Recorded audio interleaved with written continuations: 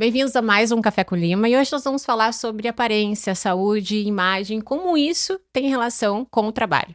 E para essa conversa, nós convidamos o Dr. Ivan Silva, médico dermatologista. Muito bem-vindo. Obrigado pelo convite. Estou muito animado para conversar com vocês sobre pele, tudo que acontece com a pele, autoestima, câncer de pele, problemas de pele. Meu nome é Ivan Silva, eu sou médico dermatologista em Porto Alegre e eu agradeço muito o convite mesmo. A De gente que novo. agradece, a gente que agradece. Estou muito animada, obrigada por estar aqui hoje. Doutor, o que te fez lá no início escolher essa especialidade que é a dermatologia? É bem complexo isso, Alana, mas eu vejo a pele como uma extensão da nossa vida. Não é simplesmente uma doença de pele ou uma autoestima ou fazer procedimento estético. A pele manifesta sinais desde quando a gente é criança. Desde uma linha, desde uma ruga, desde uma mancha, desde algum problema de pele, a gente fica ansioso, nervoso. Então, todas as coisas que acontecem na nossa vida, a nossa pele sendo o maior órgão do nosso corpo, isso vai acumulando pequenos sinais, e quando a pessoa está na minha frente no consultório hoje em dia, eu já consigo entender pelo que ela passou e o que pode ter no futuro. Porque hoje em dia a gente tem dado científico mostrando como o rosto das pessoas envelhecem de forma geral e o que os sinais de fora da vida, do ambiente, também interfere nesses sinais que a gente está tendo ao longo da nossa vida. Então, por exemplo, 80% dos sinais de envelhecimento acontecem por conta da radiação ultravioleta. E muita gente acha que é pela genética, mas não é. É Uhum. pela radiação ultravioleta que a pessoa tomou ao longo da vida. Então, isso já diz bastante só sobre o sinal do dano do sol que a pessoa teve desde quando a pessoa era criança. Então, me fez escolher, assim, eu escolhi a dermato por conta. Parece um jogo de achar alguma coisa na pele da pessoa sem a pessoa saber. Então, pra mim, me parece algo interessante e eu consigo, hoje em dia, prevenir esses sinais, sabendo das coisas que a gente pode ter no futuro e já sabendo da história da pele que a pessoa já contou até agora. Então, isso pra mim modifica muito mais a autoestima da pessoa e melhora a qualidade de vida do envelhecimento do que eu pensar, por exemplo, igual um cardiologista, que não tô falando mal do cardiologista, tudo bem ser cardiologista, mas de tomar algum remédio pra tratar alguma condição que a pessoa já teve. Na pele eu consigo ver isso antes, muito Aham. antes. Sem pedir algum exame, sem pedir alguma coisa. Eu consigo só visualizando. E naquela época, tu imaginava que o teu trabalho seria muito mais em lidar com essa autoestima, com o todo de uma pessoa, do que muito mais sobre doenças, sobre patologias em si? É porque já dizia até o William. Gente, eu esqueci o nome do William. O William, um pensador, um médico atual, assim, William Osler, alguma coisa assim. Pode ser. Mas ele já diria assim que o bom médico, ele não trata a doença de um paciente. O bom médico, um excelente médico, ele trata o paciente que tem a doença. Então, por Uhum. exemplo, quando a gente pensa na dermato, a gente tem uma doença que é a dermatite atópica, ou a gente tem um melasma. Ao invés de tratar só a doença, eu tenho que pensar no paciente, no que ele sente com aquela doença. Outro exemplo. A pessoa tem uma pintinha na pele, e aquela pintinha pode ser benigna, mas para a pessoa ela sente uma vergonha de ter aquela pinta, porque é uma pinta que está numa região que ela se sente desconfortável. Então aquela pinta gera um sofrimento nela, sendo que é uma pinta benigna. A mesma coisa com uma doença. A doença pode não ser uma coisa tão grave, mas a pessoa se sente numa perda de qualidade de vida tão grande a ponto dela não conseguir se desenvolver. Então, a dermatologia ela vai muito além do que a gente está vendo, ou do que a gente já tem categorizado como uma doença, não doença, se é grave, se não é grave. Então, tu consegue enxergar na pele coisas que a própria pessoa talvez nem saiba sobre ela mesma. Nem saiba sobre ela mesma. Uhum. E às vezes aquilo é tão desconfortável que a pessoa já tá tão acostumada com aquele desconforto que ela não sai daquele vício e ela fala: não, isso aqui eu já me acostumei. Só que depois que a gente resolve aquele problema, a pessoa fala assim: caraca, Uhum. muda a vida. É outra. E já aconteceu de estar no consultório e tu identificar coisas que não estavam, não corretas, mas não estavam normais naquela pessoa. Não se tratava só da pele ou da autoestima. E falar para ela daqui a pouco procurar um outro profissional ou uma outra especialidade para contribuir também para a melhora da saúde daquele paciente. Isso é um dos pontos mais importantes pra mim quando a gente pensa pra onde foi a dermatologia hoje, né? Então, Uhum. quando a gente pensa em dermatologia, muita gente pensa na parte estética, que fala, não, tem que fazer botox, preenchimento, sei lá, algo nesse sentido. E, na verdade, o médico dermatologista, que é médico de verdade, que pensa no paciente como um todo, ele vai ver essa abordagem de, tá, o que a pessoa tá buscando.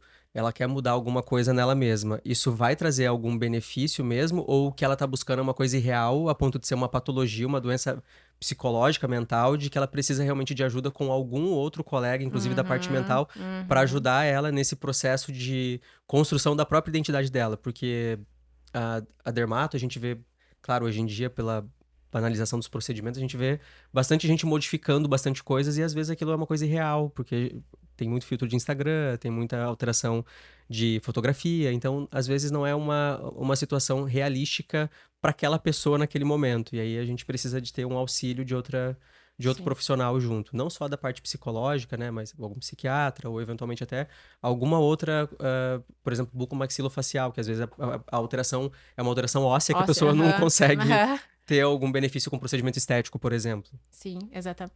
E já aconteceu de tu identificar uma coisa mais grave em algum paciente, que achava que era algo estético e tu chegar e falar, olha, não é isso, tu tem que realmente procurar uma ajuda com outro colega, vou te indicar, e era uma coisa mais grave do que a pessoa imaginava. É, assim, já aconteceu.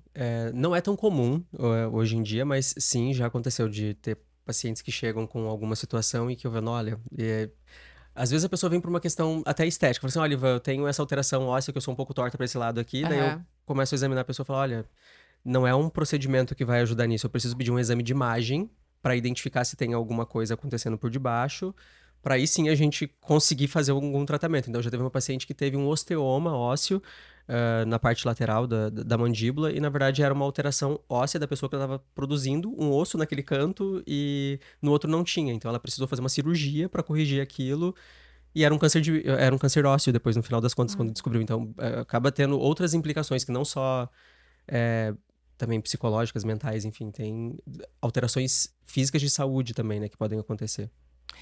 E quando tu estava na faculdade, tu sofreu ou identificou algum preconceito por escolher a dermatologia? Porque é o ramo hoje mais escolhido dentro da faculdade de medicina como especialização. Mas na época que tu estava cursando a faculdade, sentia algum preconceito? Sempre tem, até hoje, né? Quando a gente pensa em alguém que vai fazer dermatologia, normalmente as pessoas falam, vai fazer estética, ou vai tratar uma perebinha, uma coisa pequenininha, mas é isso que eu falei ali no início, né? É que depende muito do que a pessoa busca como objetivo de vida, né? Então, hoje em dia, a medicina também é um fator financeiro importante para a grande maioria das pessoas que buscam fazer medicina, então fazendo por ter um retorno financeiro. E a dermatologia está dentro desse campo porque acaba tratando com estética. Estética, como não tem, sei lá, convênio de saúde que vai pagar a estética, a pessoa acaba tendo um valor financeiro embutido muito maior. Dito isso, as pessoas quando falam vou fazer dermato, normalmente vai para estética, na grande maioria das vezes. Então, tem um preconceito dos próprios colegas e também das pessoas de fora quando a gente fala que vai fazer dermato. Mas não que isso seja uma coisa ruim, porque depende muito de como a pessoa lida com isso. Porque tem gente que vai lidar com isso de que realmente eu quero fazer estética para ganhar Aham, dinheiro, aham. e tem gente que vai fazer estética por outros motivos. Então, depende do objetivo de cada um. O meu objetivo maior sempre foi tentar ver o panorama geral e tratar o paciente e tentar sair um pouco dessa vertente da estética que a gente está caminhando de fazer intervenções muito rápidas, porque isso acaba não trazendo benefício a longo prazo. Então, pra mim, não é um grande problema, não. Nunca foi. Lidar com essas críticas de fora, assim. Mas tem até hoje, inclusive. É bem pragmático isso. A especialidade ela tem dois lados, né? Um que vai muito para estética e outro que cuida realmente de patologias. O Brasil, ele é o segundo país com o maior número de procedimentos estéticos. Tem um dado de 2024, que registrou 38 milhões de procedimentos, mais de 17 milhões cirúrgicos e 20 milhões não cirúrgicos. Houve um aumento de 42%. A toxina botulínica ultrapassou inclusive a lipoaspiração em número, em volume de procedimentos. Como que, na tua opinião, mudou a especialidade? Ela mudou nos últimos anos? Ela é voltada muito mais para a estética mesmo? Tu acha que alguns médicos dermatologistas esqueceram um pouco mais de cuidar da pele e vão mais para esse lado da aparência, da estética, quase que 100%? É que depende também, mas dentro da dermatologia a gente tem essas duas vertentes de profissionais, são os profissionais que cuidam mais da parte clínica e o profissional que cuida mais da parte estética. Tem como fazer as duas coisas juntas, mas isso acaba sendo mais difícil, às vezes, de um paciente de fora buscar o profissional que faz as duas coisas juntas. Uhum. Que é o meu caso, eu faço as duas coisas juntas. Mas tem gente que gosta mais da parte estética, mais da parte clínica. Eu, por exemplo, tenho colegas que abominam a parte estética, odeiam, que só gostam de fazer doença, que chega lá a pessoa com rosácea, com câncer de pele, aí trata o câncer de pele, ou encaminha para fazer cirurgia. E tem gente que abomina a parte clínica, que não gosta da parte clínica. Ontem, por exemplo, eu tava dando aula e uma das médicas que é de fora, ela tava me falando que ela odeia úlcera de perna, são coisas muito específicas. Odeia tratar úlcera de perna, odeia tratar câncer de pele, mas ela adora paciente grave internado pra tratar, que é pempigose bolhoso, e Aham, adora tratar a aham, parte estética também. Então, aham. assim, É muito é específico. muito específico. E claro, dentro da dermato, como a pele é um órgão extremamente grande, e a gente tem trocentas mil manifestações na pele, como eu conversei aqui no início, a gente consegue trabalhar com que cada um se sente mais confortável ou gosta mais. Mas tem como fazer todas essas coisas juntas ao mesmo tempo também, porque depende muito do que a pessoa tem vontade de estudar e gosta de estudar. É bem estranho isso, mas é. E falando um pouco sobre o câncer, né? O câncer de pele ou câncer não melanoma, ele é o câncer mais frequente no Brasil. São muitos casos por ano. E a alta incidência desse câncer demonstra que há uma baixa letalidade. Como que um paciente, por exemplo, conseguiria identificar um câncer, assim, para evitar que ele progrida, porque a identificação, né, inicial, mais rápido possível, faz com que esse câncer também seja o menos letal, né? Como identificar que uma pinta, na verdade, pode ser um melanoma ou não? O câncer de pele é o câncer mais comum do mundo mesmo, né? Inclusive do Brasil. Então, quando a pessoa tem exposição à radiação ultravioleta cronicamente, o câncer de pele ele aparece normalmente em regiões fotoexpostas. Não é especificamente limitado a essa região, mas a pessoa normalmente acaba tendo alguma lesão, alguma pintinha diferente em áreas fotoexpostas. Então, dorso da mão, antebraço, colo, pescoço e rosto. Então, essas áreas são as áreas mais comuns da pessoa ter alguma alteração de câncer de pele. Orelha e couro cabeludo também. Ah, e nessas áreas, o que a pessoa pode sentir é, às vezes, uma espinha que nunca cicatriza, que passou 3 meses e que tá com aquela mesma espinha. Uhum. Então, isso já é um sinal de que aquilo ali não é Já não. algo comum. Então, tem que buscar ajuda com um médico dermatologista. Ou alguma lesão que fica sangrando ou criando casquinha por cima durante 2, 3 meses e que nunca cicatriza. Esses são sinais iniciais de que ali pode ter algum problema. Então, e não precisa doer. A pessoa não pode sentir, não precisa sentir especificamente dor ou algo nesse sentido. Mas se tem uma feridinha que a pessoa tá sempre com casquinha, que mexe, que tira, que coça e que tá crescendo um pouquinho de tamanho, tanto para cima quanto para baixo, e que eventualmente sangra, é um sinal de que alguma coisa estranha tá acontecendo e que tem que buscar ajuda daí com algum médico. E por que que a exposição solar diminuiu, mas a mortalidade tem aumentado? A exposição solar ela tem diminuído por vários motivos, né? Claro que a gente também recomenda isso há bastante tempo, né? Na literatura e também na grande mídia. E em relação à proteção solar, o nível, a quantidade de agricultores também diminuiu. Então, hoje em dia, a gente tem um mundo mais cosmopolita, mais urbano Uhum. do que agrícola, mas também tem bastante agrícola. E também aumentou o nível de proteção das pessoas agrícolas. Então, isso, a quantidade de exposição solar realmente teve essa Com diminuição cuidado. por Uhum. conta desses cuidados maiores que a gente já tem colocado na mídia. E a mortalidade aumentou, provavelmente, a gente não tem um dado específico disso ainda, mas provavelmente pelo diagnóstico de lesões de pele, principalmente melanoma, Hum. que são lesões de câncer de pele mais graves. Então, com o aumento da população, aumenta o número de casos de qualquer doença de pele ou de qualquer outra região do corpo, né? Inclusive de melanoma. Então, melanoma pode ter uma alteração relacionada à radiação ultravioleta, só que a maioria é genético. Então, a maioria não é Uhum. por exposição à radiação ultravioleta. Então, o câncer de pele que mais mata, que é o melanoma, ele não tem tanta essa correlação com a radiação à luz do sol. Uhum. Ela pode ter, mas é menor do que a parte genética. A genética é mais importante. Então, as pessoas começam a ter mais melanoma pelo aumento populacional, daí acaba aumentando o risco de mortalidade. Tá. E uma pessoa que trabalha exposta ao sol, né, durante o dia, todos os dias, a chance dela ter câncer, apesar das questões estéticas, genéticas envolvidas, ela tem mais chance de ter o câncer, pelo menos o não melanoma, que é o que menos letal, por exemplo? O câncer de pele não melanoma, apesar de não ser letal, ele é desfigurante. Porque a pessoa que tem uma lesão de câncer de pele no rosto, ela vai precisar fazer uma cirurgia para tirar aquele câncer de pele. Então vai ficar com uma cicatriz naquela região. E isso é uma mutilação na pele da pessoa que vai ficar com uma marca estética. E pensando no Uhum. mundo que a gente está envolvido hoje, que a parte estética é uma questão importante, isso modifica o rosto da pessoa. Fica com uma marca cirúrgica para sempre. Não tem como tirar uma cicatriz do rosto de uma pessoa ou da pele de uma Uhum. pessoa.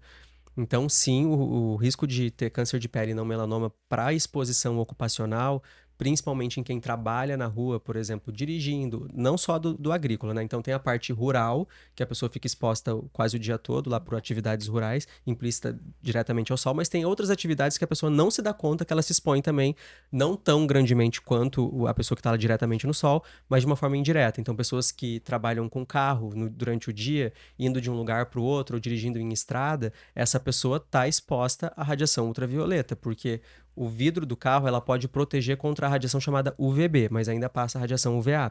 E se a pessoa anda com o carro com o vidro aberto, vai passar toda a radiação ali. Então a pessoa vai ter algum nível de exposição à radiação, aumentando o risco de câncer de pele ao longo da vida. E essa coisa é importante, porque o câncer de pele ele não aparece no dia que a pessoa teve em exposição. Ela vai aparecer depois de 20 anos. Então, aquela alteração que a pessoa tem na pele hoje, por exemplo, descobriu um câncer de pele, pode ter sido de alguma coisa ou da vida da pessoa que ela ficou exposta ao longo dos últimos 20, 30 anos da vida. E a pessoa às vezes não se dá conta disso. Que é algo cumulativo e que eventualmente vai acontecendo gradativamente. E é por isso a beleza da dermato, que a gente consegue ver coisas, antes inclusive de surgir câncer de pele. Então a gente consegue ver sinais e alterações na pele antes disso. E hoje em dia, com a prevenção que a gente tem de dados científicos, a gente consegue prevenir essas lesões também. Quando a gente pensa num agricultor, num trabalhador rural, pensar em equipamentos de proteção é muito Hum. fácil, né? O chapéu, Uhum. a camisa longa, com proteção às vezes UV e tal. Mas quando a gente pensa no trabalhador comum, né? Que, como tu disse, dirigindo o carro, as mãos ficam expostas, ou, né, pessoas que não trabalham expostas continuamente ao sol. Como se proteger no dia a dia, e evitar essa exposição além da conta? O principal é o uso do protetor solar, isso já protege bastante. Quando a pessoa tem exposição direta ao sol, dirigindo ou andando de um lugar para o outro, seria interessante a pessoa utilizar a camiseta de manga longa, porque isso já protege também, inclusive a proteção física, que é essa de colocar alguma coisa por cima na pele, funciona muito mais do que o protetor solar, porque o protetor solar ele pode ter alterações em relação à quantidade, de que a pessoa não aplica direito, pode suar, pode passar a mão e tirar o protetor. Então, usar proteção física é muito importante, não precisa ser camiseta ultravioleta, é uma camiseta normal, mesmo camisa que tampa braço, que tampa colo, que tampa pescoço já ajuda. E no rosto, o uso de protetor solar. Claro que depende daí da forma de trabalho da pessoa, mas também usar boné, chapéu, isso pode contribuir entre quando a pessoa está se deslocando. Mas o principal é o protetor solar, porque não tem outra coisa que a gente use hoje em dia, assim, ainda. A gente sabe que para muitos empregos, muitos trabalhos, tem pessoas que não vão usar adequadamente um EPI, às vezes vão esquecer de colocar o protetor solar. Cabe à empresa também, ao empregador, fazer essa fiscalização, Com fornecer certeza. não somente os equipamentos, mas fiscalizar se o funcionário está usando corretamente, porque às vezes falta também informação, né? Conhecimento sobre o risco daquilo adiante, porque como tu disse, a lesão, ela não é imediata, né? A gente não consegue a olho nu perceber que aquilo está acontecendo. São pequenas microlesões que em algum momento pode virar algum tipo de câncer. Então, acho que, considerando a ausência de informação, é importante que essa fiscalização aconteça para que não chegue ao ponto da pessoa ter que fazer um tratamento muito mais invasivo, no longo prazo. O protetor solar, por exemplo, pensando nesse trabalhador que não tem a informação ou que às vezes acha que não é necessário, que não precisa usar. Um trabalhador em obra, um pedreiro, por exemplo. Funciona colocar, eu exigir um protetor solar, vai usar ou isso vai ficar mais, na prática não vai funcionar? Funciona. Se a pessoa utilizar a proteção solar e se tem alguém fiscalizando a pessoa usar protetor solar, daí eu não sei como que a empresa poderia fazer isso, mas tem uma pessoa aplicadora Au. de protetor ou algo assim. Mas funciona porque a pessoa vai diminuir o grau de exposição à radiação. Significa que vai diminuir 100% do risco? Não. Mas vai ter uma diminuição considerável do risco de ter alguma lesão de câncer de pele. E também pensando hoje em dia no fotoenvelhecimento. Então vai diminuir Uhum. sinais de envelhecimento ao longo da vida também. Hoje nós temos cidades que a sensação térmica chega a 62 graus Celsius, né? No Rio de Janeiro, em Bizarro. 2024, aconteceu isso. Existe um horário de trabalho que, na tua opinião, seria inadequado trabalhar ao ar livre? Por exemplo, um gari ou mesmo um trabalhador agrícola. Existe um horário que para ti poderia, nesse período de verão, de verões muito intensos, ser proibido o trabalho externo? Em relação à pele, a gente não tem um dado científico que a gente fala, olha, de tal e tal horário a gente não pode se expor, porque depende muito da localidade também. Então, dificilmente a gente vai ter alguma lei que gere, por exemplo, para todo o Brasil, que é um país extenso. Sim, Então, sim. algumas regiões, sim, dependendo do horário, o índice ultravioleta é extremamente alto. Então, as pessoas que trabalham ao ar livre, ela vai precisar ter muita proteção. Então, vai ter outros desconfortos, como suor, ou sentir melecado, ficar todo molhado, mas vai ter que usar proteção solar de uma forma mais física. Então, usar chapéu, boné, usar roupa que tampe a região do pescoço. Isso faz mais sentido do que utilizar, por exemplo, um protetor solar por cima, porque o protetor solar, nesse aspecto de calor, vai suar e vai tirar o protetor Sim, solar. tem que Então, acaba não repassar. fazendo tanto efeito ali. Tá. E se tu fosse, por exemplo, chamado como perito, né? Se a gente tivesse que identificar Hum. que aquele trabalhador, ele se expôs ao sol durante o trabalho e aquele trabalho causou, por exemplo, um câncer de pele. Como identificar? Onde que tu olharia primeiro nesse trabalhador para identificar que aquilo veio do trabalho em si, e não da vida comum dele? A primeira coisa é olhar em áreas que a pessoa teve uma exposição ao sol. Então, áreas fotoexpostas, que é dorso de mão, antebraço, Uhum. colo, pescoço, rosto, couro cabeludo, orelha, pálpebra, que às vezes o perito esquece também de olhar a pálpebra. Então, olhar essas regiões e se a pessoa tem algum dano do sol, é só comparar com a pele que ela fica coberta. Então, se a pessoa abre, olha o peito, o abdômen, a barriga, a coxa, ela já vai notar uma diferença de coloração nessas áreas. Então, a coloração já é um sinal de envelhecimento de pele, de dano da radiação e que eventualmente pode virar um campo de cancerização. Então, essa área a gente chama de uma área de pele, uma superfície de pele que pode ter alguma lesão de câncer de pele, não só naquele momento que o perito tá olhando, mas também num futuro. Né? Porque o câncer de pele não surge só na hora que o perito está olhando. Ele pode continuar tendo aquele machucadinho que pode evoluir para alguma alteração de câncer de pele no futuro. Então, olhar para essas regiões são regiões importantes. Perfeito. E mudando um pouquinho de assunto, saindo das patologias e indo para a estética. A gente teve um aumento, como eu disse, né, de cirurgias, de procedimentos estéticos absurdos. E se percebeu também que esse aumento se deu na faixa etária de 18 anos e 34 anos. Por que que os pacientes ou as pacientes estão cada vez indo aos consultórios mais jovens procurando esses procedimentos? É que o mundo, né? A sociedade teve uma mudança importante em relação ao acesso à informação e como essa informação chega na gente. Então, a pesquisa por essa parte estética, de autoestima, de diminuição do aspecto de envelhecimento, chega muito mais cedo na vida hoje em dia. Uhum. Então, as pessoas antigamente olhavam para 20 pessoas ao longo de um dia, hoje em dia a pessoa vê milhares de pessoas por conta da rede social, por conta da internet, por conta do telefone. Então, a percepção de beleza, ela mudou. E a percepção de exigência com a gente mesmo também foi mudando. Isso é algo que a sociedade em geral, o mundo, a humanidade só vai avançar nesse sentido. Então, hoje em dia, quando a gente vê dados científicos, por exemplo, de envelhecimento de pele, a geração atual, a geração mais nova, é uma geração que envelhece menos a pele, justamente por conta da baixa exposição à radiação ultravioleta que essas pessoas já têm. Então, é uma pessoa que já envelhece menos do que a mesma proporção. Se a gente pega vamos ver, deixa eu reformular isso aqui. Vamos ver, se a gente pega uma idade de mais ou menos 20 anos agora e uma idade de 20 anos há 20 anos atrás, uma mesma pessoa de 20 anos Épocas em duas diferentes. épocas diferentes, a gente vai ver o seguinte: a pessoa de 20 anos atrás, ela vai ter uma pele mais envelhecida do que a pessoa de 20 anos hoje, por conta da exposição à radiação ultravioleta. Então, hoje em dia, essa pessoa de 20 anos, ela já tem um envelhecimento mais lento. Só que essa pessoa se sente mais velha do que a pessoa de 20 anos atrás. Isso por conta das redes sociais, por conta dos filtros, do que a gente está enxergando no dia a dia, como a gente abre o aplicativo da foto mesmo, do próprio celular, ele já vem com filtro embutido. Uhum, Então a gente começa a mudar a nossa percepção de beleza. Então as pessoas acabam buscando procedimentos para tentar ficar mais próximo da realidade que eles estão vendo nas telas todos os uhum, dias. uhum. E isso é uma vida É, sem fim, porque é, vai continuar acontecendo. exatamente. Na vida de consultório, assim, já aconteceu? Qual foi o paciente, assim, mais jovem que tu já atendeu? O mais jovem que eu já atendi, assim, querendo fazer botox preventivo foi 17 anos. É Vamos algo. fazer botox aonde? Mas é bem, bem estranho. Mas sim, aos 17 anos. E não tô dizendo que, por exemplo, pessoas com 17 anos até pode ser que precisem de botox, mas não tô falando que não precisa. Mas é, não é todo mundo que precisa de Sim. botox. Provavelmente a grande maioria das pessoas com 17 anos não precisam de botox.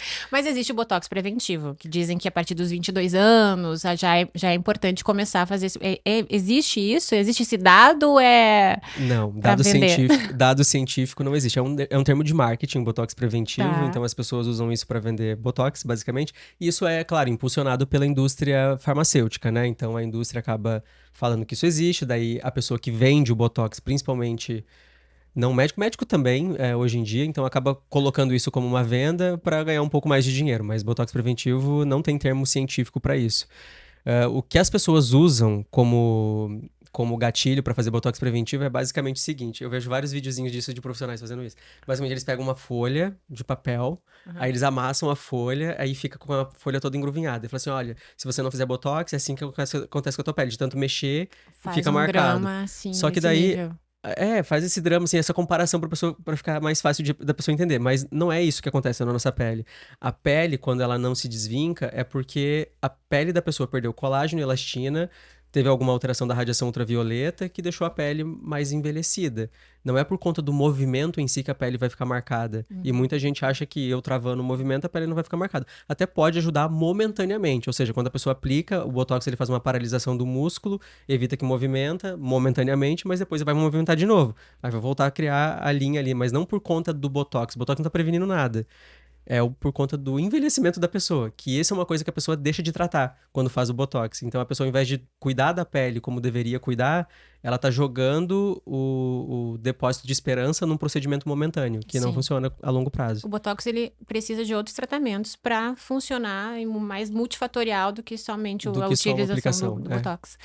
Mas, Ah, mas não tira o resultado estético momentâneo do sim, Botox. As pessoas gostam. Eu gosto de aplicar Botox também. É gostoso. eu Mas também. é por Eu esse, também. mas é por esse motivo, entendeu? Não por um motivo, isso daqui vai prevenir muito Sim, sim. a marcação da linha da pessoa. O Botox, inclusive, mal feito, ele pode piorar o envelhecimento, porque a gente faz uma atrofia no músculo, aí a pessoa fica com mais flacidez a longo prazo. Perfeito. E essa situação dos jovens, né? Falou das redes sociais, dessa alteração da própria imagem, de não se reconhecer mais. Mas será que os jovens, eles ficaram mais inseguros ou o acesso à perfeição ficou mais fácil? O que será que aconteceu nesse.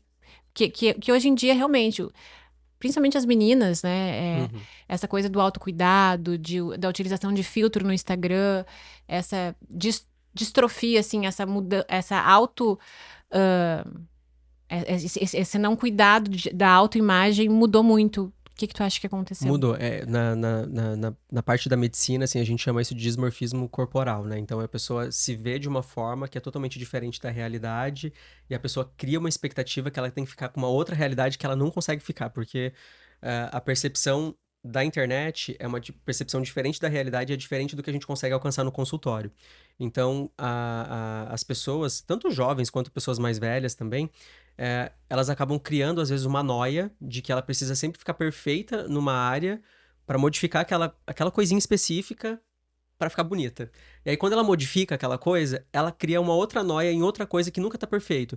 Então, essa constante busca pela perfeição, na verdade, ela não é uma coisa saudável para a pessoa, porque ela tá sempre se modificando e tá sempre na expectativa de que alguma coisa boa possa acontecer com ela, Uhum, sendo que na verdade a vida dela já é boa. E quando a pessoa começa e ela já é, normalmente a pessoa já é bonita. Quando a pessoa uhum, tá buscando uma perfeição muito grande, a pessoa já é bonita, já tem algum aspecto de beleza nela.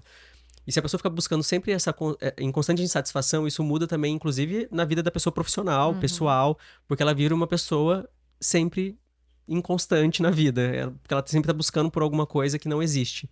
E aí o aspecto da pessoa que faz essa mudança nela, de profissional, de médico, ou alguém que trabalha com a parte estética, tem que falar para essa pessoa, falar, olha, isso não existe, na realidade isso não acontece, isso que você está buscando é uma coisa totalmente normal, E às vezes a pessoa não fala isso, porque a pessoa também quer vender procedimento. E aí vira uma coisa assim, que vai nutrindo algo monstruoso a longo prazo. Só que tem que falar, e tem que, olha, eu acho que você tem que buscar alguma ajuda também profissional, porque isso não é real o que tá acontecendo Sim, já contigo. foge do dermatologista auxiliar e limitar o paciente a não querer mais e mais procedimento. Tá falando de dismorfia, existe, chamou dismorfia, quando surgiu o Snapchat, que foi Aham. a primeira rede social que se usava muito filtro. E aí se ficou conhecido com esse fenômeno como dismorfia do Snapchat, e aí as pacientes chegavam e elas queriam ficar exatamente iguais ao filtro. Aham. E percebeu também que quanto menos se utiliza a rede social, menos você tem necessidade de querer se modificar e fazer procedimento para melhorar cada vez mais, porque é realmente isso. Existe, como tu disse, paciente que chega com uma queixa, você resolve a queixa, vem numa outra consulta, é outra Outra coisa. queixa e não tem fim. E aí já não é mais o dermatologista, o profissional capaz de dizer para a pessoa que ela realmente não necessita mais de procedimento. É bem complexo isso, porque assim, a gente pode auxiliar, por exemplo, tem coisas que vão envelhecendo e vão ficando piores na nossa vida, porque como eu disse ali no início da nossa conversa, a gente já sabe hoje em dia como um rosto de uma pessoa vai envelhecer.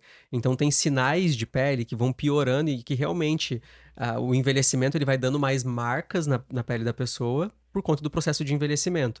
Mas tem coisas de modificações que a gente consegue fazer, alterações e modificações que a gente consegue fazer no momento da consulta, que às vezes vai aquém do que a pessoa está esperando de expectativa. E na grande maioria, essas intervenções, por exemplo, cirúrgicas, que a pessoa chega lá, então, meu olho é um pouco puxado para baixo, eu quero fazer uma cirurgia para levantar. Uhum. Beleza, vai lá, faz a cirurgia, dá 2, 3 anos no máximo, a pele cai de novo, porque a estrutura anatômica da pessoa não era para Não aquela suporta. condição de alteração de suporte.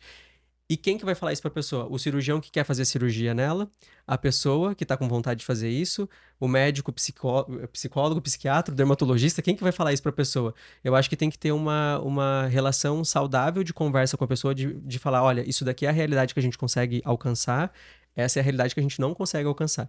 E é bem difícil hoje em dia de ter profissionais que consigam falar isso abertamente com a pessoa, porque também gera uma estranheza, a pessoa tá buscando uma ideia de que fala assim, olha, eu fui lá no doutor e ele falou que eu não vou conseguir fazer isso, então eu vou buscar outro até eu conseguir achar Uhum, alguém até que alguém vai que falar que sim. aceite. Aham. Exatamente. É bem Isso complexo. acontece com bastante frequência. É bem E, comum. e essa já aconteceu, por exemplo, de um paciente chegar no consultório e pedir uma alteração, um procedimento, até uma mudança de aparência um pouco mais abrupta por causa de um trabalho, uma relação, ou porque tinha que ficar melhor para um trabalho específico. Já aconteceu isso dentro do consultório? Já acontece com frequência, assim, e uma coisa importante, né, é que hoje em dia, na sociedade, né, a beleza, ela é a pessoa mais bonita, ela ainda é considerada com um fator importante para aquele trabalho, independente do trabalho que a pessoa vai fazer. Então, a pessoa mais bonita, ela normalmente é mais contratada do que a pessoa mais feia, apesar do mesmo nível de competência que a pessoa possa ter no trabalho.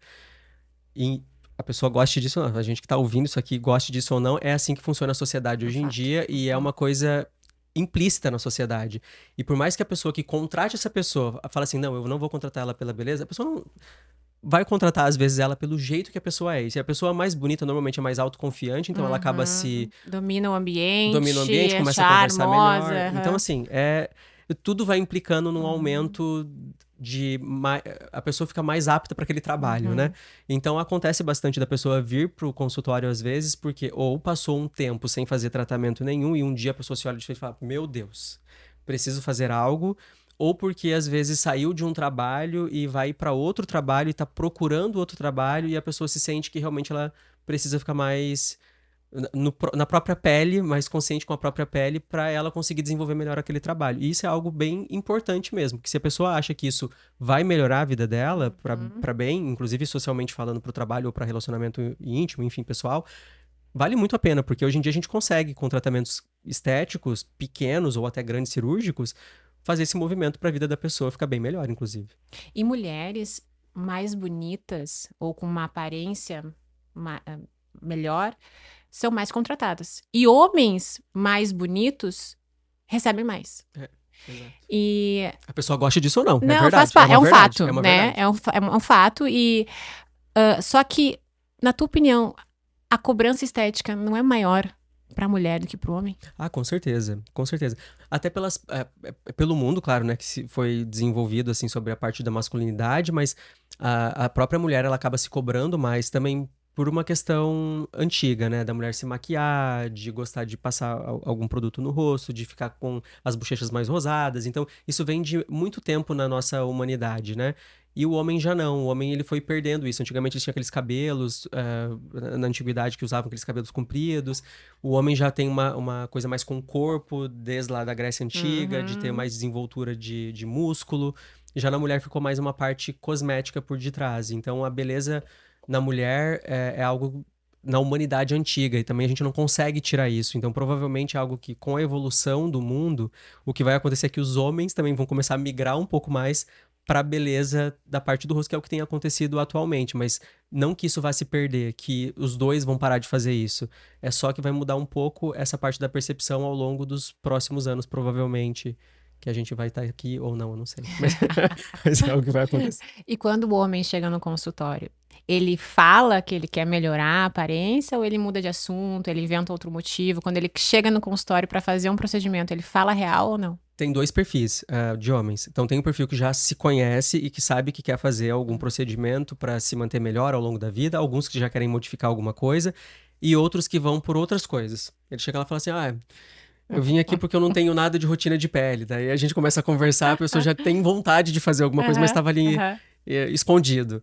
Então tem esses dois perfis de homens, mas normalmente quando a pessoa busca um atendimento assim já com dermato, ele já pensa de que alguma coisa está acontecendo com ele, ele precisa fazer algo porque ele tá perdendo, seja por conta da esposa, que tá muito mais bonita do que ele, seja por conta do trabalho, que alguém tá mais bonito do que ele, seja porque alguém criou cabelo e ele não, ele tá perdendo cabelo. E isso no mercado de trabalho, essa cobrança, né, pelo pela boa aparência, ela vem mais do mercado em si, da chefia, às vezes que quer que a pessoa mude, ou de outros colegas, por exemplo, no caso das mulheres, outras mulheres que elas têm essa coisa de uma certa concorrência feminina, alguma coisa assim, ou porque querem que outras mulheres admirem a beleza, enfim. Então, acho que qual desses três vieses chega essa cobrança maior? Eu acho que, na verdade, essa vontade das pessoas de ficarem mais bonitas ou menos envelhecidas também, eu acho que vem lá de trás, não tem a ver nem tanto com uma empresa, eu acho que vem numa cultura sociológica mesmo da humanidade, por conta das redes sociais e tudo mais. Hoje em dia, a gente viu na internet e na sociedade de que a gente precisa combater, por exemplo, o envelhecimento, mas isso não é verdade. A medicina nunca falou isso. É que a gente precisa envelhecer com uma certa saúde. Saúde. Então, quando a pessoa é vista com beleza, com jovialidade, essa pessoa é vista como uma pessoa saudável. Então, quando a pessoa tá saudável, tá comunicativa, tá Tem falando, vitalidade, tem tem vida. vitalidade de Uhum, vida. E isso dá mais ânimo, tanto para as pessoas trabalharem melhor, uhum. e a pessoa normalmente. Isso a gente costuma falar na dermato, tá? Uma pessoa bonita, uma pessoa que é de bem com a vida, ela dá menos problema. Então, Sim, gente feliz não incomoda. gente feliz não incomoda. É exatamente isso. Então, assim, a pessoa que é feia, ou a pessoa que se sente Se feia, sente porque a feio, pessoa que se isso. sente feia, ela vai incomodar mais. Então, isso é ruim, Uhum, inclusive pra empresa, porque quem quer viver com alguém que fica incomodando com alguma coisa, vai ser feliz, entendeu? Aí, se exato. a pessoa é feliz, é mais bonita, isso já tá implícito na sociedade, e isso é real, porque a gente vê isso, eu vejo isso todo dia no meu consultório, a pessoa que se sente mais bonita, ou que vem depois de uma consulta e fala assim, Vã do céu, aquele creme que a gente passou da outra vez mudou a minha vida. A pessoa muda a rotina, começa a fazer mais atividade física, ela tem um aspecto de saúde e vontade de se cuidar muito melhor do que aquela pessoa que ainda se sente mais, ai, mas eu tô focado nessa alteração da olheira que essa daqui ficou um pouquinho mais inchada do que a outra. É um sinal tão pequeno perto do que a gente conseguiu de achievement com aquele tratamento, É, sabe? porque isso é um autocuidado, né? É o mínimo que a gente faz todo dia para manter não só a beleza, mas manter a saúde da pele, a vitalidade da pele e aparentar até mais bonita do que é. Do Tá. que efetivamente uma obsessão pela estética, uma obsessão por estar cada vez melhor e chegar a uma perfeição e ao padrão que existe, né? E que talvez não deva ser alcançado por todos.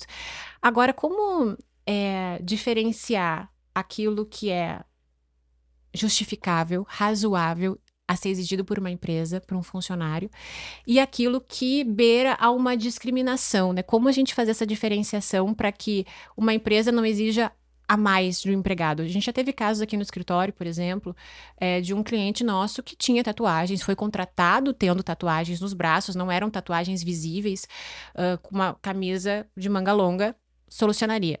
Mas o gestor reiteradamente questionava a tatuagem, não deixava que ele olhar, que ele mostrasse, e toda vez que ele acompanhava, ele falava da tatuagem e olhava com o olho torto. Bom, a gente fez várias demonstrações e provas de que aquilo realmente era uma discriminação com aquele funcionário, e ele ganhou dano moral. Outro caso também de uma empresa que não contratou uma funcionária, então ela fez uma pré-admissão, e ela sendo obesa não foi contratada. Claro, tem que provar que de fato a Isso discriminação, a aconteceu. não contratação foi pela Uhum. obesidade. Ou exigências que não são razoáveis para um trabalho, né? Então, eu exigi que a pessoa não use barba, só que ninguém vê, ela trabalha num lugar que ninguém vê, ele é um porteiro, por exemplo. Não exigir que a pessoa não use barba. Até que ponto isso é justificável, é legítimo, é razoável para a empresa exigir de um funcionário? Isso é bem complexo, vai além do que eu sei juridicamente do que a empresa pode exigir ou não, mas é um fato de que pessoas que normalmente entram isso historicamente, né, em toda contratação de trabalho, tanto no Brasil quanto fora, mas basicamente a pessoa que entra numa norma de que ela é bem vestida, bem vista, que não tem tanta marcação, que não tem piercing, que não tem enfim, vários fatores de ambiente que a pessoa pode optar por colocar nela mesma. Então, a pessoa pode optar por fazer uma tatuagem, colocar um piercing. Então, isso não é uma condição própria da pessoa. É diferente, por exemplo, quando a gente pensa, sei lá, em cabelo mais encaracolado. É Uhum, da própria pessoa o cabelo encaracolado, então isso não tem como modificar. Agora, quando a pessoa tem tatuagem, isso é uma opção da pessoa que ela optou colocar. Então, a pessoa que coloca isso na pele, ela tem que saber que talvez ela vai ter limitações de trabalho ao longo da vida. Então, ela não vai ser totalmente vista como apta em todo formato de trabalho. A pessoa goste disso ou não.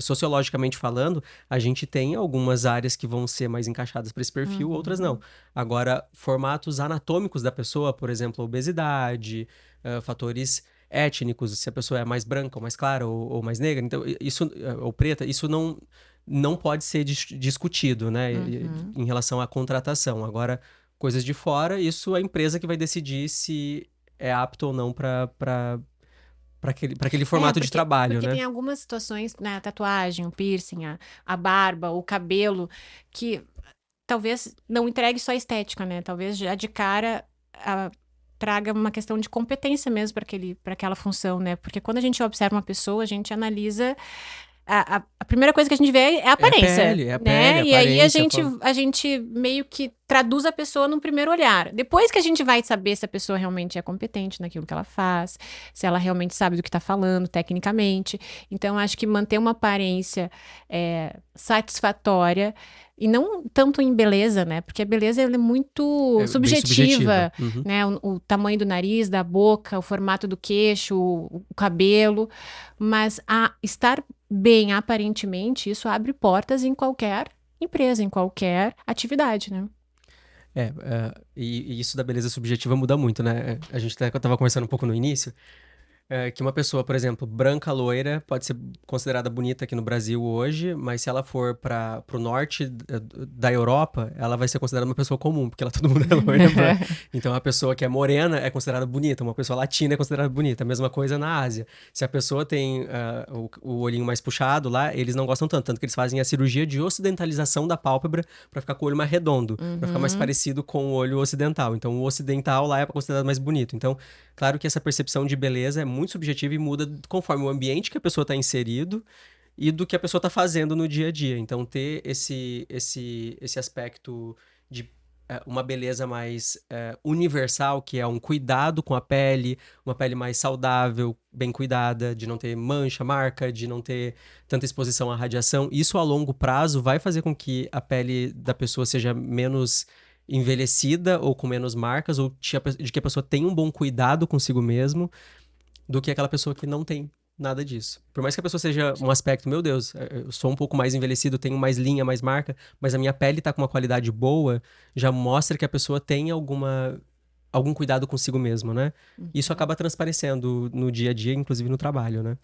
E pois é, essa pressão estética, seja no trabalho e fora dele também, mas especialmente no trabalho, até que ponto isso começa também a afetar a saúde mental, né, do trabalhador, que naturalmente e consequentemente vai afetar a própria produtividade, porque no momento que uma empresa exige a aparência mais do que qualquer coisa, porque existe isso também, né? Muitas empresas, a pessoa que é mais bonita, a pessoa que é melhor, tem uma aparência melhor, muitas vezes é mais promovida, Uhum, mesmo em relação àquela pessoa que tecnicamente é muito competente, ou uhum. produz muito, vende muito, enfim. Como que essa questão da exigência infinita, essa obsessão pela aparência, pode atrapalhar a saúde mental do trabalhador e, consequentemente, a produtividade dele na empresa. E aí a empresa também é afetada, né? Porque É, reduz exato, produtividade, reduz exato. lucratividade. Depende muito da noia que a pessoa depende muito da noia que a pessoa se entra ali, porque a empresa exige uma coisa, um aspecto estético, é uma situação. E se isso é explícito ou implícito. E Uhum. se a pessoa entende que isso é uma coisa implícita que a empresa está pedindo, Que e é que ela importante. precisa entrar nisso. Se isso é uma coisa que a pessoa se sente confortável em fazer, ela tá fazendo, ela tá vendo que tá dando certo. Ok. Agora, se isso vira uma constante exigência para a pessoa de que ela tem que sempre fazer alguma coisa para se sentir mais bonita e Uhum. de que isso vira sempre aquela coisa da perfeição que a gente conversou, então se a pessoa tem que se sentir sempre perfeita, isso gera um problema, porque isso gera uma doença mental de que ela precisa estar fazendo alguma coisa para ficar perfeita, sendo que ela não precisa, porque o que ela precisa é ela se cuidar. É, Se- porque a pessoa acaba, assim, começando a ter receio de aparecer em reunião, Uhum, aparecer em evento, se mostrar, porque aquilo ali começa a atrapalhar mesmo a atividade, né? Porque fica uma coisa que foge à própria atividade dela dentro da empresa. Então, esse cuidado que se tem deve vir tanto do trabalhador, claro, que precisa entender o que nele. Até onde ele pode ir, uhum, até onde aquilo pode afetar, porque uma coisa, é claro, é a aparência física, outra coisa são, como tu disse, os nossos traços, né? Tem coisas que a gente não não pode mudar, consegue. É. né? E, e como que, mudando um pouquinho, falamos de estética no trabalho, como que hoje tu identifica e percebe, até em colegas médicos, como que um paciente, como que uma pessoa comum pode confiar numa informação médica, porque a gente se alimenta muito das redes sociais, a gente assiste, a gente procura especialistas, a gente procura médicos, advogados pelas redes sociais. Hoje, muito menos por indicação, muito mais pelo número de seguidores. Às Uhum. vezes, algumas pessoas escolhem o seu profissional dessa forma. Como confiar que aquela informação médica, aquele vídeo, é confiável, é real, acontece mesmo, porque a gente realmente vê, por exemplo, na dermatologia, muito antes e depois, na cirurgia plástica também, muito antes e depois, mas a gente não vê o durante, né? A gente Uhum, vê o uhum. antes e o depois, mas o que acontece nesse meio tempo, a gente não vê. Como que o paciente consegue confiar nessa informação hoje em dia? Pensando na parte médica de informação, é procurar aquele profissional no Conselho Federal de Medicina. Então, entrar CFM, buscar médico e ver se aquele médico ele realmente é médico, primeira coisa. E segunda coisa, ver se ele tem registro de especialista. E aí, qual é esse registro de especialista? Porque hoje em dia também a gente vê uma mudança muito grande de médicos que se formaram em não sei, vou dar uma sugestão aqui. Um médico que se formou em pediatria e aí do nada ele começa a trabalhar com Uhum. medicina plástica, que nem existe, Nem existe. Nem mas ele existe a especialidade. começou a falar que ele trabalha com isso, porque um médico basicamente ele pode trabalhar com qualquer coisa depois que a gente se forma. Não precisa ter RQ, registro de qualificação de especialista. Se eu quiser trabalhar como ginecologista hoje, eu posso simplesmente abrir minha clínica de ginecologia e falar ginecologia. Ivan Silva, Aham. médico ginecologia. A gente falou sobre as redes sociais e o algoritmo acaba influenciando na nossa percepção de imagem? Ou isso não acontece? O algoritmo, as redes sociais em geral, Instagram, TikTok, Snapchat, qualquer outra rede social, é o maior harmonizador facial que a gente tem no mundo, porque ele muda a regra com a qual a gente já está acostumado com a nossa própria imagem. Então, quando a gente se olha no espelho, a gente é de uma forma, quando a gente olha na rede social, ou até no celular mesmo, que já tem filtro Uhum. Uma selfie. automático na selfie, ele já mudou a regra ali, Uhum. a régua da tua medida facial. Então, Uhum. ele é o maior harmonizador, porque ele já coloca isso na tua cabeça e você vai procurar algum médico ou alguém pra fazer algum tratamento pra você ficar parecido com o teu filtro. Então, sim, ele muda totalmente a nossa percepção de como a gente convive com a nossa própria pele. Não só parecido, como parece que a gente vê mais imperfeição, né? Quando a gente tira uma foto, a gente vê que porque o nosso rosto, nosso corpo todo, ele não é igual, né? A gente Não. tem medidas distintas. Mas quando a gente tira a foto, a gente percebe que, ainda mais evidentemente, que um lado é diferente do outro, que um olho é mais caído que o outro. E aí, chega no consultório, pessoas, não, eu quero ficar igual esse tira a foto com filtro, Uhum. e ó, eu quero ficar igual esse filtro. Não, hoje em dia já é um pouco menos comum, mas antigamente a pessoa chegava assim, eu quero ficar igual essa foto aqui que eu tirei com filtro. Eu falei, é impossível. É impossível, é só viver no mundo virtual. Mas hoje em dia já não tem tanto, mas eventualmente acontece, assim, alguém, eu quero ficar com a boca parecida com a boca da fulana. Aham, Eu quero sim. ficar com a pele parecida com a pele da ciclana. Mas eu falei, gente, você já viu lá ao vivo? Não, nunca vi. Eu falei, então, tem E como. ficou comum também as pessoas falarem que fizeram os procedimentos. Aí tem muito Reels também das pessoas indo até o médico e fazendo os procedimentos e mostrando o que estão fazendo. Isso ficou muito aberto, né? Ninguém Uhum. mais esconde que faz procedimento. Todo mundo sabe quem é que faz procedimento e como faz. Eu acho interessante, assim, principalmente personalidades da mídia que falam e que fazem, por exemplo, a Kris Jenner. Ela fez um lifting facial há 2 anos atrás, aí todo mundo, sei lá, um mês ou dois depois que ela fez o lifting facial, fala: caraca, essa mulher tá perfeita, maravilhosa, olha que pele esticada, com maquiagem num negócio, assim, ok, mas tava bonita, tá Sim. linda. Aí agora, passou 1 ano e meio depois, tiraram uma foto dela e ela começou a comentar de que ela tava frustrada com os $200 mil que ela investiu no lifting facial dela, que ela já tinha caído. Falei, sim, é uma senhora que fez um negócio que puxou a pele vai Maravilhosa, inclusive. cedendo. E aí depois acaba mostrando os sinais de como realmente fica. Então, os procedimentos, por exemplo, cirúrgicos, eles não são imediatos o resultado. Eles demoram 1 ano e meio, 2 anos para ele se assentar e ficar do resultado final também. Então, essa expectativa da pessoa também mudou um pouco a percepção da realidade. Então, uma coisa é uma pessoa fazer uma cirurgia, daí ela mostra na rede social como ela fez essa cirurgia. Tá, mas e depois? Como que vai Uhum. ficar isso? Uma coisa é você ser impactado por aquele impacto visual de um antes e depois imediato, mas isso a longo prazo, como que vai ficar? A pessoa vai precisar fazer provavelmente uma cirurgia de novo? E outra coisa, uma senhora fazer um lifting facial. Não sei a idade que ela tem, mas ela já é uma senhora Uma mesmo. senhora. E outra coisa, uma jovem de 20 anos fazer um lifting facial, que é o que a gente vê com muita frequência hoje nas redes sociais. Pessoas muito jovens já começando cirurgia.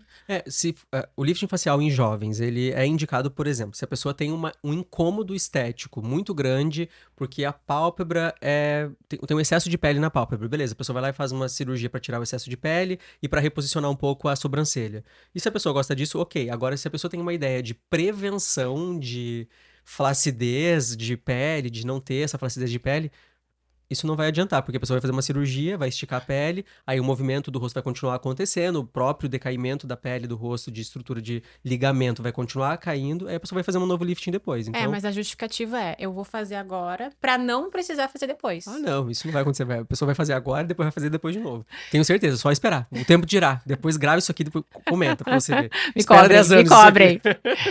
E nas tuas redes sociais, tu usa filtro? Filtro eu não uso, só eventualmente quando eu faço alguma palhaçada, tipo usar filtro de palhaço, essas coisas Aham, assim, mas aham. filtro normalmente eu não, de beleza, assim, isso não, porque não faz o menor sentido. Eu mostro que eu tenho espinha, eu mostro que eu tenho Uhum. herpes, eu tô com uma herpes aqui, então isso são coisas, uma pele real, uma pele verdadeira. Não tem por que eu enganar as pessoas mostrando, eu sou dermatologista, trato de pele, minha pele é desse jeito aqui, mas na realidade é de outra forma. Não, Sim. ali eu passo a realidade mesmo. Uhum. E qual procedimento que tu nunca faria no teu próprio rosto? Ai, que difícil essa, mas um procedimento que eu não faria no meu próprio rosto é o PMMA, que é o polimetilmetacrilato, porque é um produto que vai ficar na pele e vai dar problema a longo prazo. Eu não faria nem implante de PMMA, que alguns bucomaxilos fazem em relação à dentição, mas não faria nada de PMMA no meu rosto. Uhum. Porque ele é definitivo, né? É Não definitivo, sai. vai caindo, dá problema a longo Uhum. prazo, tem alguns riscos de insuficiência renal, não é algo interessante. Foi proibido agora, né, Uhum. no Brasil, mas tem algumas Mas tem pessoas gente que. que usa. Tem gente que usa, Que tem usa. gente que usa, continua usando. É. Principalmente pessoas que não são médicos, assim, acabam utilizando. Vai dar ruim isso daqui. Não, essa não. Impossível. Não fez o que a gente combinou. Tá, verdade, verdade, verdade. Ai, A gente Deus. corta. A gente corta essa parte. Ai, ai. E agora uma pergunta mais profunda. O que que significa pra ti envelhecer bem? Envelhecer bem significa a pessoa se sentir bem na própria pele e se esses sinais incomodam a pessoa, que a pessoa faça uma prevenção para esses sinais, para não aparecer, e se as pessoas não se incomodam com esses sinais, que abracem esses sinais pro resto da vida. O que acontece é que a nossa vida é longa. Hoje em dia, a nossa idade de morte, assim, de expectativa de vida é perto de 80, 90, 100 anos. Então, Uhum. a gente muda de pensamento o tempo todo. Então, às vezes, um sinal que não te incomoda agora, uma marquinha, por exemplo, a minha ruga agora, aos 40 anos não me incomoda, mas pode ser que te incomode aos 70. E aí, aos 70, não que passou o tempo preventivo, não que a gente não consiga fazer nada depois, mas é bem mais complexo de tratar depois. Então, se a pessoa consegue ter um efeito preventivo desde cedo, é algo que não vai incomodar a pessoa a longo prazo. E qualidade de pele é algo que a gente consegue tratar preventivamente, usando protetor solar todo dia, uma coisa simples. E envelhecer bem não é o mesmo que permanecer jovem, né? Porque a Não. gente envelhece, é o natural, que bom que a gente envelhece, só envelhece quem tá vivo, mas essa pressão, né, pra se tornar, sempre ser jovem, sempre ser igual como era há 20 anos, isso não existe. E, na tua opinião, quem que hoje envelheceu bem? Assim, uma pessoa famosa que tu acha que envelheceu bem. A pessoa que mais envelheceu bem, eu acho que foi a Xuxa. Eu acho uma pessoa. Você viu as pernas dela, É maravilhosa. maravilhosa. Mas você sabe que uma das coisas importantes que a Xuxa tem dentro de casa, que faz com que ela envelheça bem também, desde cedo, ela colocou um sistema de frigorífico dentro da casa dela, que a cama dela fica mais ou menos 9 a 12 graus. Então ela dorme de cobertinha o tempo todo. A Sempre casa mantém a dela é sempre temperatura, gelada. nunca Sempre gelada. quente. Sempre gelada. A casa toda dela, não só o Gente, quarto. vai ficar só pra Xuxa Ela, essa. ela colocou um sistema de frigorífico mesmo. Tipo, são tanques e coisas pra ficar com a casa toda gelada. Bizarro. Bizarro, bizarro. Mas é só pra Xuxa mesmo que tem essa, né, condição de ter um ar-condicionado, não funciona, não. Não chega tanto, tão pra baixo assim. E tu sempre fala de. Agora, perguntas assim, bem bate-bola. Filtro solar realmente muda o envelhecimento? Porque já vi gente falando que não precisava usar filtro solar. Mas muda o envelhecimento? Muda o envelhecimento, tanto a falta de uso quanto o uso do protetor solar. Se a pessoa não usa, ela vai ter mais sinais de envelhecimento. Fotoenvelhecimento representa linhas, rugas, marcas, flacidez de pele. Esses sinais representam 80% dos sinais de envelhecimento que a pessoa vai tendo da pele ao longo da vida.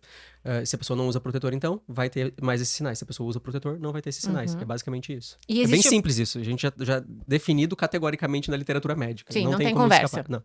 E existe uma idade ideal para começar procedimento estético? Na verdade, existe mais sinais. O que a pessoa se incomoda para começar algum procedimento estético. A gente estava conversando sobre a pessoa de 17 anos que foi lá comigo para fazer botox. Ela não precisou fazer botox, mas ela já tinha marca de acne. Quanto mais cedo ela trata a marca de acne, menores as chances dela ter cicatriz no futuro.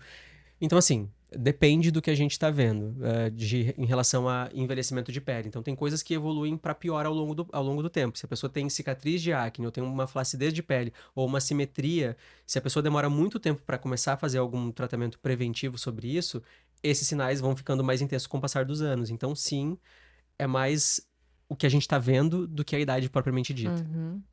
E esses skincares, ainda mais esses skincare coreano, né, que tá muito famoso, de 10 passos, que tem milhões de procedimentos e passos, serve pra alguma coisa ou é um balela? Serve pra ter aquele efeito placebo, né? Se a pessoa tá passando uma coisa, fala, ai, nossa, que delícia, passando um negócio. Mas se a pessoa pensa realmente em mudança de pele a longo prazo, é protetor solar, uso de algum hidratante e uso de algum gel de limpeza que não remove tanto a oleosidade da pele, assim, de ressecamento de pele. Então, essas três coisas são básicas. Claro que os coreanos têm uma coisa bem importante, porque é aquela parte do marketing, da pessoa se sentir inclusa dentro daquele grupo de pessoas que faz um cuidado com a pele, que acha que tá prevenindo alguma coisa.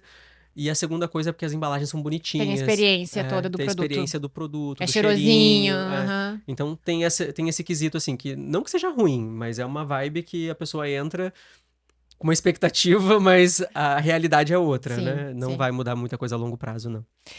Homem cuida menos da pele ou somente fala menos sobre isso?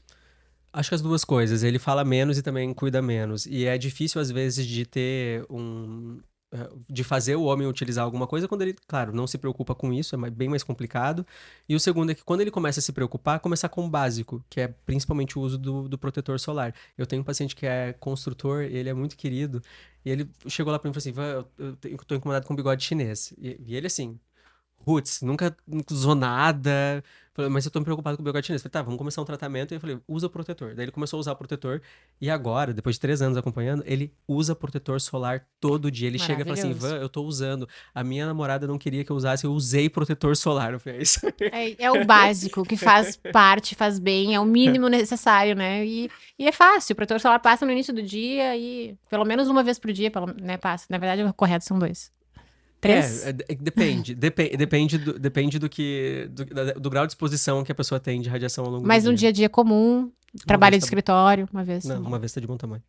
Doutor, muito obrigada pela tua presença. Eu que agradeço o convite, muito obrigado. Espero que a gente tenha discutido bastante sobre esses assuntos de pele, que vocês tenham gostado também da conversa.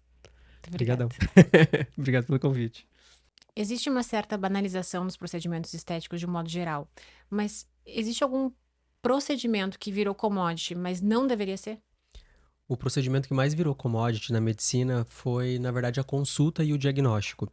Porque comprar botox, preenchimento, bioestimulador, todo mundo pode. Laser, qualquer pessoa aqui no Brasil hoje em dia pode comprar. Não estou dizendo que ele é qualificado para comprar, mas ele pode. Aí ele compra esse produto e vai fazer na pessoa. Só que a pessoa que está pensando antes de aplicar isso, ela pode ter um conhecimento de 1 mês, de 15 anos, de 20 anos, ela pode ter experiência com aquilo ou não.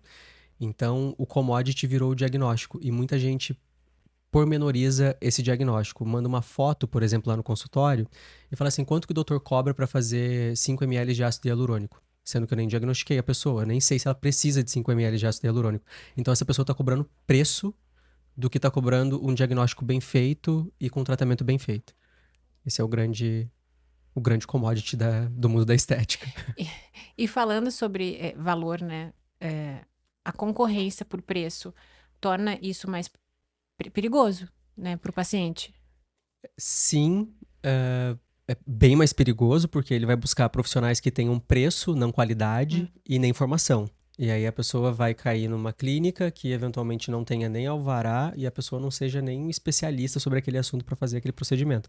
Aí aumenta os riscos das coisas que a gente está vendo. Pessoa sendo amputada a perna, amputando o braço por conta de preenchimento de bunda, enfim. Não vale a pena. PMMA. Não, teve uma agora que faleceu por conta de ácido hialurônico. Ela fez preenchimento de bunda com ácido hialurônico e teve uma necrose de pé e mão, teve que amputar. Meu Deus, que absurdo. E o Uhum. que tu, assim, com mais comum, o que tu vais ver de erro de profissionais que chega no teu consultório e tu precisa corrigir? O que eu mais vejo de erros, assim, é em relação ao diagnóstico mesmo. Então, por exemplo, profissionais fazem muito bioestimulador, principalmente pessoas que não têm uma capacidade técnica de formação grande, fazem muito bioestimulador para produzir ou para poupar colágeno na pessoa, sem saber aonde aplica, como aplica. Então, as pessoas chegam com um rosto redondo ou muito volumoso, ou até com preenchimento mesmo com ácido hialurônico para estruturar pontos ósseos, e a pessoa perde a capacidade de sorrir. Então eu tenho que diminuir e tirar esses produtos. Então o overfilling, que é preencher demais, é o que eu mais corrijo no consultório hoje em dia, vindo de outros profissionais. Agora uma pergunta um pouco polêmica. Hum. Existe algum procedimento que você acha que deveria ser proibido para profissionais que não fizeram medicina? A pergunta, eu acho que nem deveria ser quem é capaz de aplicar ou não. É se essa pessoa que vai fazer a aplicação, ela tem uma capacidade técnica de formação que pode aplicar o procedimento. Então, por exemplo, não é só saber a anatomia, porque hoje em dia muita gente regula e fala assim: mas o odonto sabe anatomia facial. O fisioterapeuta também sabe anatomia. Sim. O enfermeiro também sabe um pouco de anatomia porque ele teve curso de anatomia. Tá, e a parte psicológica por detrás daquele procedimento? E a parte de envelhecimento por detrás daquele procedimento? A pessoa tem conhecimento técnico de ler um artigo científico e de saber o que aquele tratamento que ela está fazendo vai fazer de bem e de mal para a pessoa a longo prazo? Então vai muito além de saber aplicar, de saber anatomia. É muito mais impactante de saber tratar a pessoa, não o processo em si, não o procedimento em si. Não é só capacidade técnica injeção. É a capacidade técnica além disso, né? E a responsabilidade também, porque muda. Por exemplo, eu faço um tratamento com um profissional que vai fazer um preenchimento em mim. Esse profissional, ele vai poder me internar em algum hospital e fazer o meu tratamento também, caso aconteça alguma intercorrência, ou esse profissional não tem capacidade técnica regulamentatória aqui no Brasil de internação para fazer esse acompanhamento comigo. Tem que ser outro profissional para fazer isso. Isso também recai um nível técnico jurídico importante, que deveria ser mais bem regulamentado, mas que não é atualmente. Em época de canetas emagrecedoras, a gente vê, né, todos os tipos hoje sendo utilizadas, cada vez mais utilizadas. Existe algum efeito colateral que tu sente dentro do teu consultório? Eu poderia falar flacidez, mas Eu imaginei essa. mas tem coisas muito além. Então, o que mais acontece que eu tenho visto no consultório agora é um boom de pessoas querendo tratar estrias. Porque a pessoa era um pouco mais gordinha, tinha um pouco de estria, só que a estria ficava distendida. Aí quando ela Uhum. emagrece, a pele realmente se junta, aí começa a aparecer aquelas linhas que a pessoa tinha quando ela era um pouco mais obesa. E isso é uma característica importante que vai ter um boom de tratamentos de estrias, provavelmente ao Uhum. longo dos próximos anos, devido ao uso das canetas Sim, emagrecedoras, desse assim. emagrecimento abrupto do Uhum. paciente. Isso é bem importante. Isso.